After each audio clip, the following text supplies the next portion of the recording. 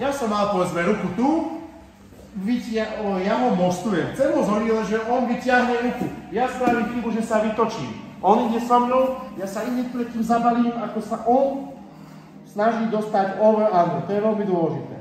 Teraz nemôžem tu dlho spať, lebo to by bolo pre neho... On by sa snažil dostať over under. Všimnite si, aký som tu na tejto strane zabalený. Ľavá noha ide sem.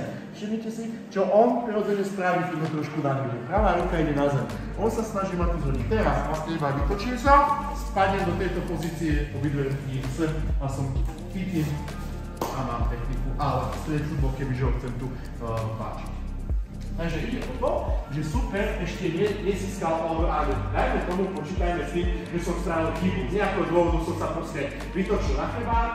Bola by to chyba s tým, že on ide na mňa ešte raz, ja som tu, povedzme na ruku nejako na mňa, ja som si spravil techniku boom, on ušiel, ja idem sem, ešte predtým ako sa podarí mu spraviť over under, všimnite si na tejto strane, sme na tejto strane, ja som tu totálne zabalený, on sa snaží získať over under. Ľavá noha ide sem, to spôsobí to, že jeho váha prejde viacej dopredu a teraz v podstate len switchnem nohy a budem sa snažiť hlavou dostať smerom k dverám. Som tu, vymením nohy, spadol som, obidve ruky idú do tejto pozície a som tu. Ak nič nerobí, tak idem na ten placen.